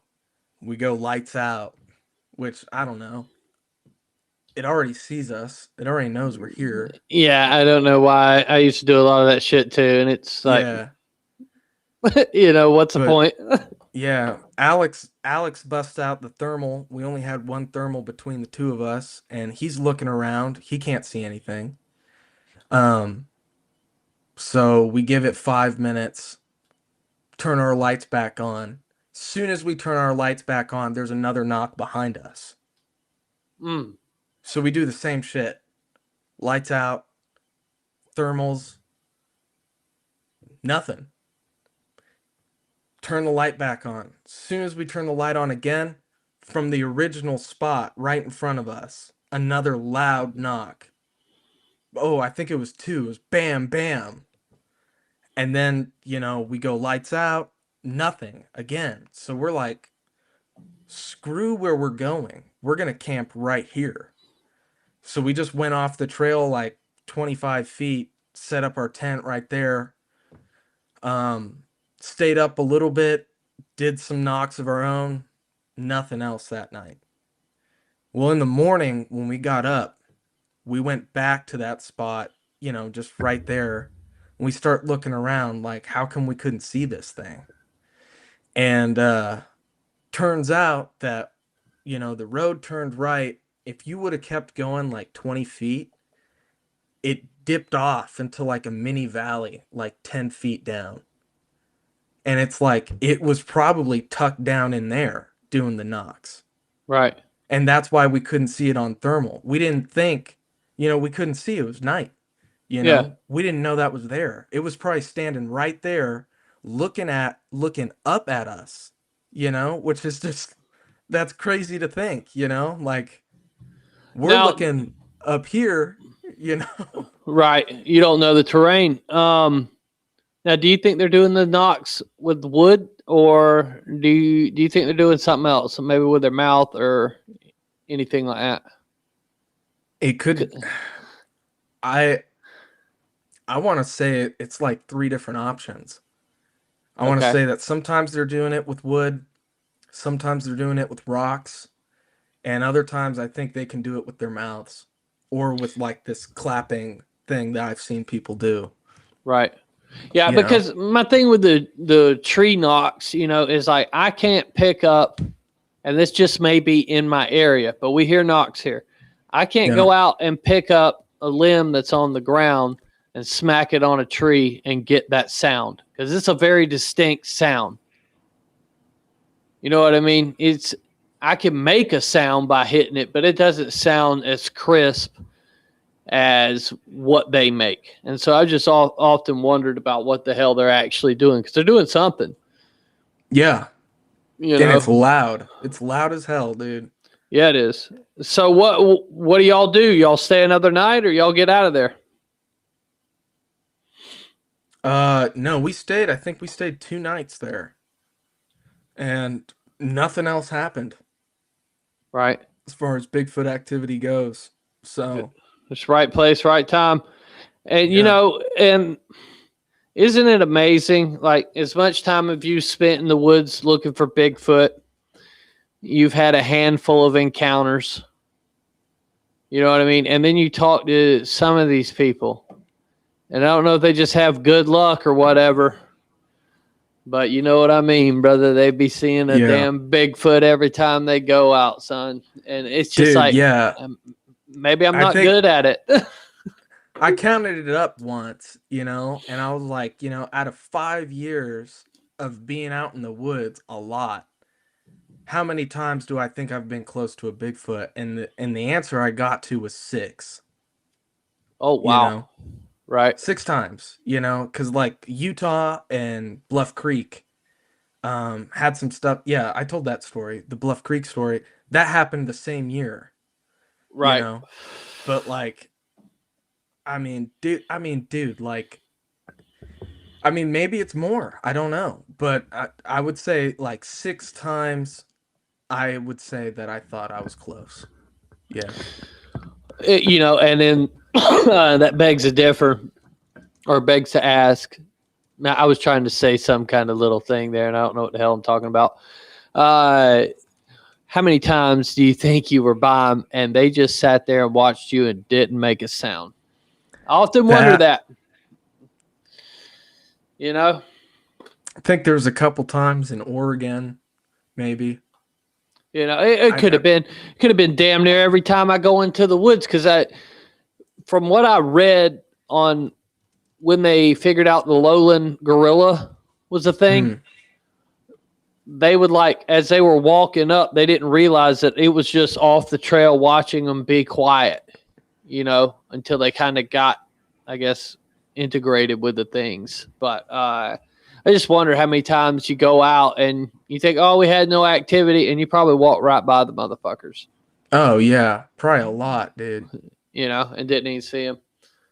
Well, okay, I got a couple questions.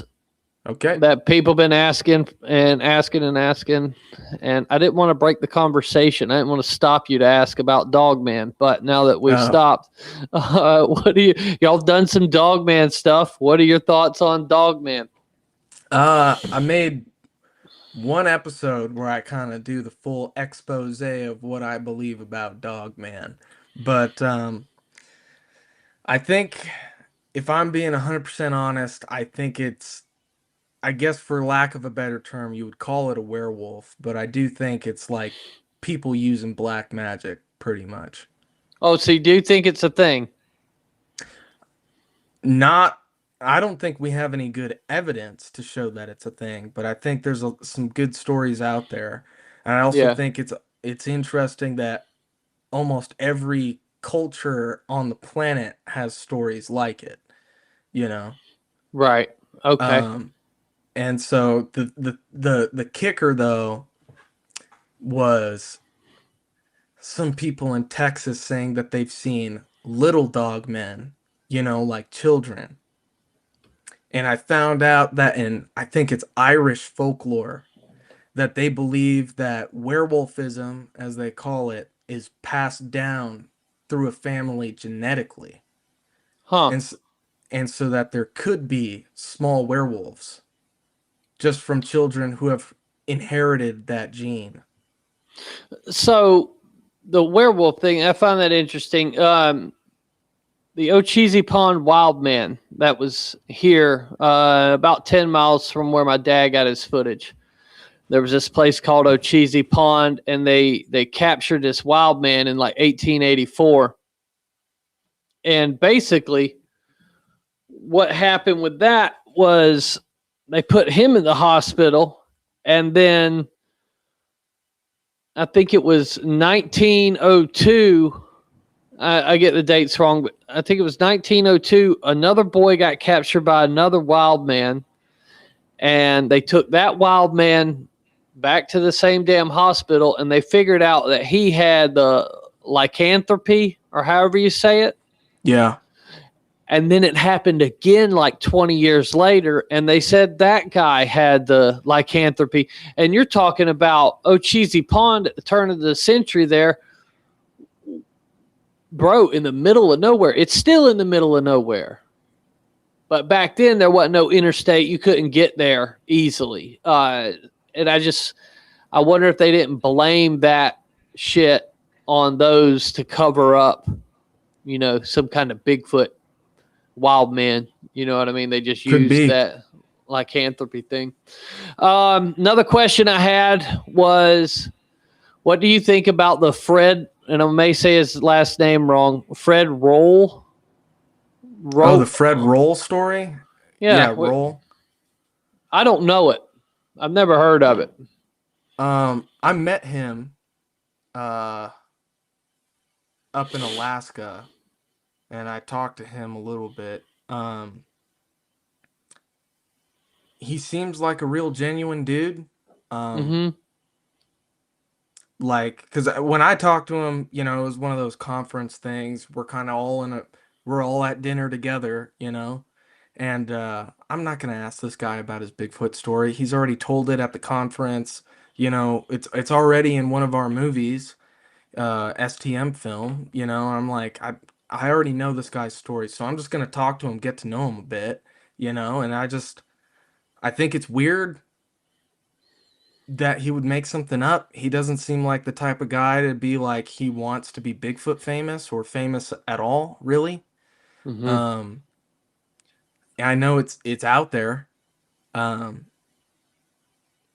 I think he's probably telling the truth, but I don't know. Right. That's one of those more complicated ones too.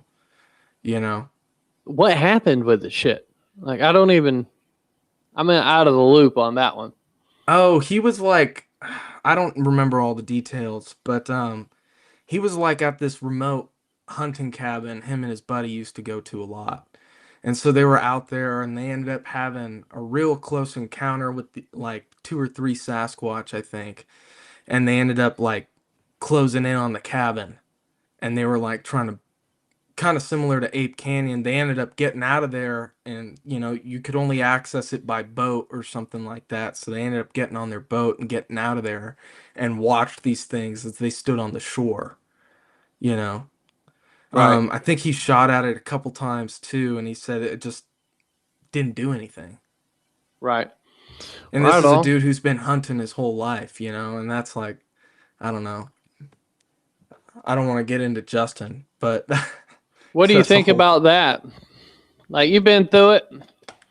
I believe him personally, but maybe it's because I had another encounter with him. And I've asked him that story probably 30 times and had him tell me that story. I'm serious, probably about 30 times. And he's always told it the same. Now, that doesn't mean nothing. He just remembered that shit, but I could never trip him up. I would try to get him. I'd be like, hey, do you remember when you said this about it? And he'd be like, no, I didn't say that. And I was feeding him some bullshit to see if he would agree with me, to kind of add on to it. Yeah. I am actually on the side that I believe Justin. I do. Right. I think the story does make sense. I know everyone wants to harp on the whole, oh, well, how come he didn't take the body? And it's like, I mean, he says it in my doc, he's looking at it and he's like, it looked like a kid, like I had just murdered a child, And then, with Justin's kind of history, and just hiding the body, thinking I'm going to come back when the warden isn't here. I think, how does he know that there's a warden there? You gotta look into that history there. But I think, Oh yeah, he knows where they at. Trust me. he knows. Yeah. So I think all of that checked out. And then them coming back, not being able to find it, or maybe they did find it, that's a whole nother mystery that gets wrapped up in the whole Melba Ketchum thing. But yeah, I do believe Justin. I think it did happen to him. And just knowing how much worse his life got after talking about it, like it didn't do him any favors. Right, yeah. There was a lot of backlash over that whole deal. So, okay, you brought up Melba Ketchum. Apparently, people are all bought into this Sasquatch Genome Project. I guess that's what she's running, right? Yeah. Yeah. Do you remember back when, like, the first time Melba came around? Like, I know you know all the people. I know Justin probably talked to you about it, about her paper and stuff like that. That's where I'm going. With that series, I've taken a pause from that. Maybe we'll talk about. I'm doing another project that we'll talk about where I kind of had to devote my time and attention to, but I'm going to talk about the Melba Ketchum stuff. Okay. And I'm going to reveal the whole truth of that whole thing. Yeah, because it's almost like the Patty thing. People have decided to get in the camp that she's telling the truth, and they defend her and get pissed. Like, if you are like, nah, bro, that's not on the up and up. It's not. It's not. And I'm going to show exactly why it's not. When can we expect to see that? Hopefully later this year. Okay. So you're still doing stuff with Small Town Monsters then, or is... Yeah, on the side, yeah. Yeah, definitely. Especially that series. I'm not going to finish that on my own, Right. And that's, I got Derek Randalls talking about Melba, Bart Catino talking about Melba, Justin talking about Melba. Right. A lot of the key people talking about Melba, if Meldrum was still around, I don't even think I would be able to get him to talk about it, but Well, who you could probably still talk to would be Disatel, because he actually was one of the people that reviewed her first deal that she released, her first paper or her work, right? He was going to be one of the people that peer reviewed it. And he told me, he's like, brother, that's a big ass bunch of shit, And so he'd probably be glad to tell you about it. Good. That's what I need. So yeah, because he looked at all of it, and he was talking about how, I guess, from what I took from it, it was like she put a bunch of DNA together in her samples and like tried to say that was it, because he was like, I just put it in this machine and it tells me everything that's in there. Yeah.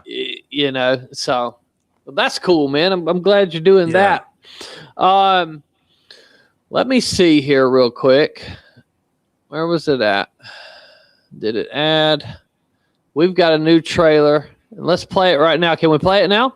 Yeah, play it now. Okay. Let's play it now, brother.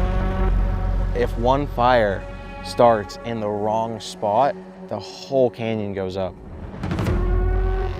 And I heard on the radio report of a brush fire in Palisades, but I just see this giant plume of smoke. And then we got evacuation orders. There was a massive traffic jam, so no resources could get through.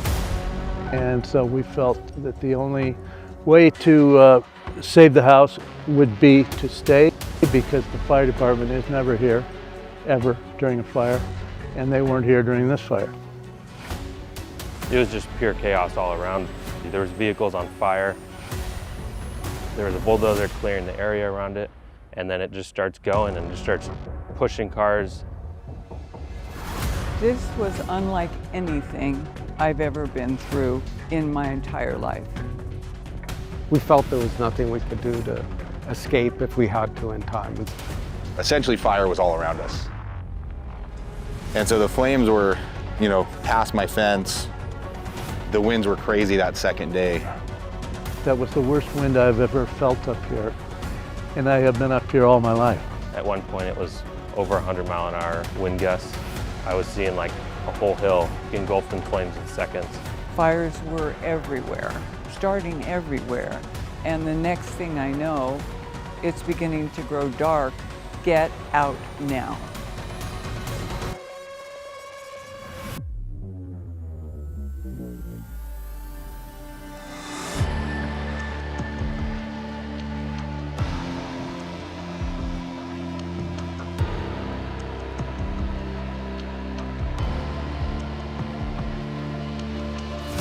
Fire of this magnitude is unprecedented. There were no guidelines or protocols. It's disbelief to me. I have never seen such a burn scar. I mean, I've seen fires and I've seen it burn a mountain, but I've never seen it burn all the mountains. It's funny, it's popular for a month and then people forget about it. But the reality is that it's still here. The pain, the suffering, people's lives changed. Natural disasters and disasters like these bring people together who want to do good. People do come to each other's aid in disasters like this, and so that was certainly the case this time too. I have enough faith in nature that it will come back. So I feel like a miracle is going to happen here.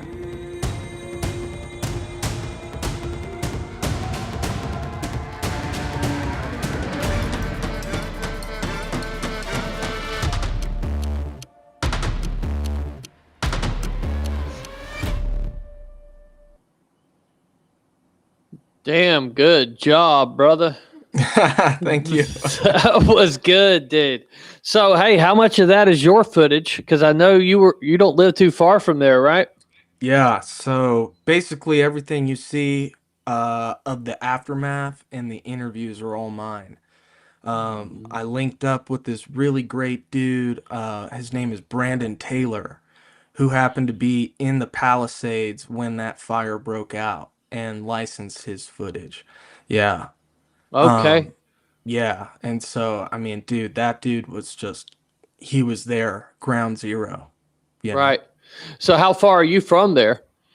Oh, 95 miles. Okay, so not too far. Could you see the smoke from your house? No. No? Okay. No. I didn't know if that shit maybe blew down your way or anything. No, the wind was blowing eastward. So all that ash and everything landed in the ocean. So this is this your first like solo film? Yeah. Yeah, it Yeah? is. Yeah. Okay. Looks good, man. So what do you think happened there? I know there's a ton of conspiracies online that it was people already in the chat saying that was done on purpose, like Hawaii. Did you touch on any of that stuff in the film? What do you think personally? I address a little bit of the conspiracies, I guess. I think the biggest thing for me is I do think the fire was started by somebody. And I don't know if they caught the guy or not. They say they caught the guy who started the fire.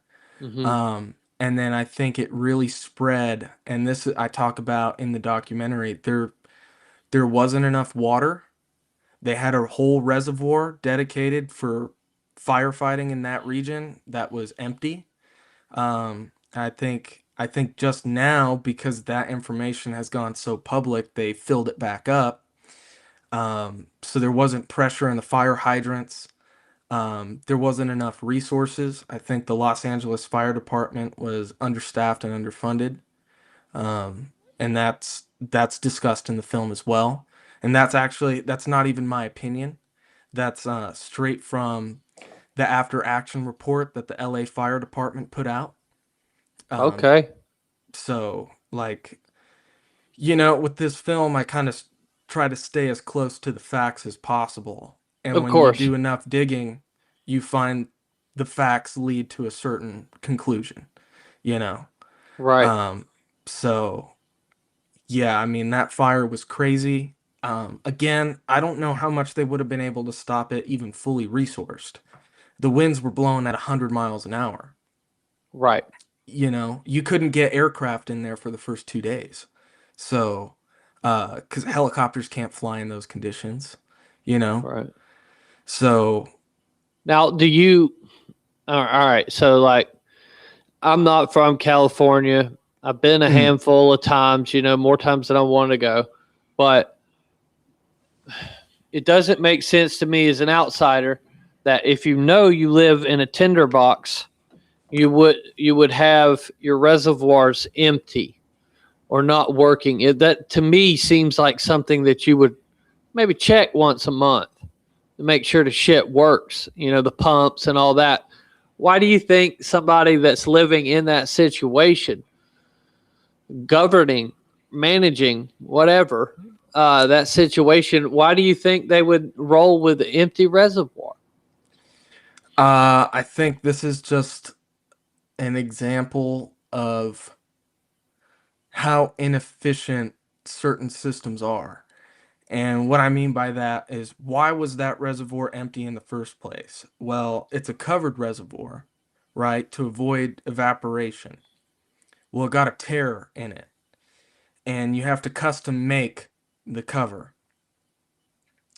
And so instead of just going with the first person who could replace the cover, they held a bidding process, basically. And so various companies will come in and they're going to go with whoever can offer them the lowest possible price for that. And that process went on for over a year and a half. And that's why it was empty.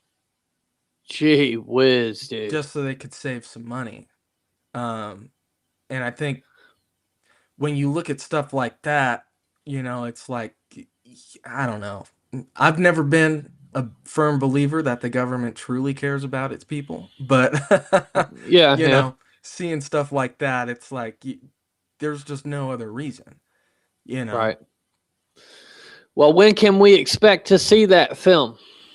That's coming out this year at some point, so I'm hoping to make that announcement sometime soon. So, hell yeah. And so that's going to be out on hopefully some big streaming platforms for sure. You should have a market for that, man. What's the runtime? Runtime is 75 minutes. Oh, hell yeah. Right in the pocket, bro. Yep. Right there. You should have some, I would think, you would have some people interested in having that on their platform, or at least distributing that or something, Yeah. Are you running into issues? Yeah. Just talking around, man. That's all that's happening. So I think the primary thing, though, to take away from this film, especially the second half of the trailer shows it a lot, is it's not a political film. I tried not to make it political. I wanted to show the fire from the perspective of the people who are in it, because there's so much discussion about the fire, and everyone's got an opinion on what happened there. And I was like, I wasn't in it. I live 95 miles away, but that's not in it. And so I want to know what the people who were in the fire have to say about the fire. And so Right.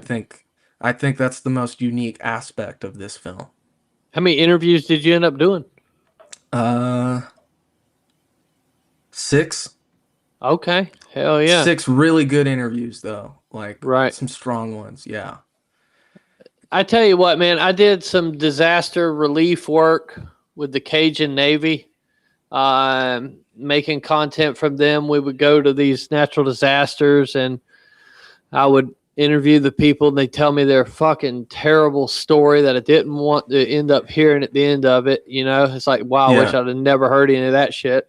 But so they could raise money you know, because then we post it online and raise money for these people.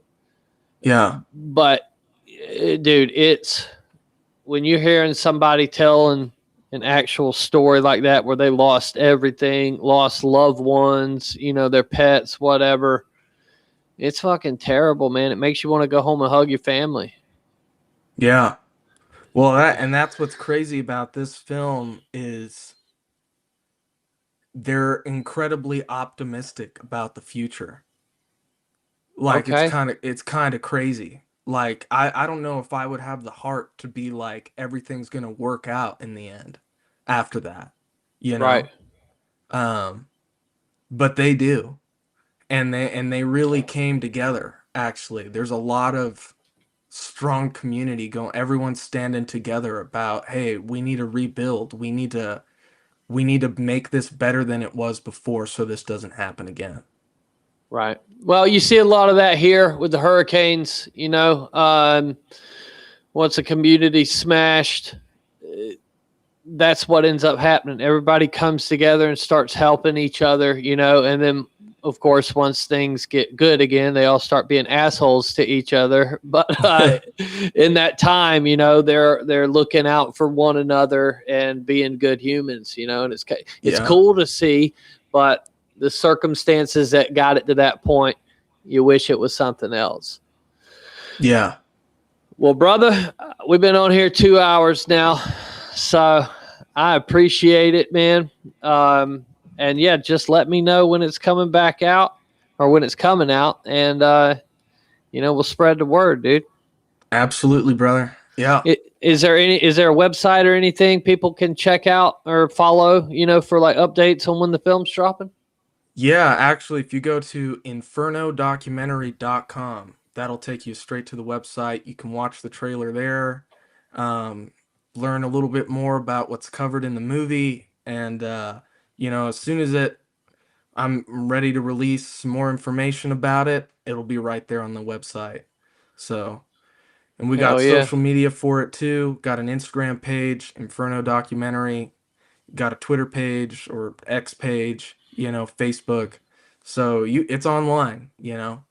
Hell yeah. Share it with your friends. Get the word out there. Yes, sir.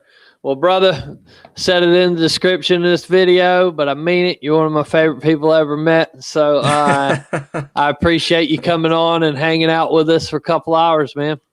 Yeah, dude, absolutely. This has been fun, dude. And yeah, same goes to you, dude. I love hanging out with you. Yeah, our paths will cross again, brother, before too long. They will. Yes, they will. All right, homie. All right. See ya. Take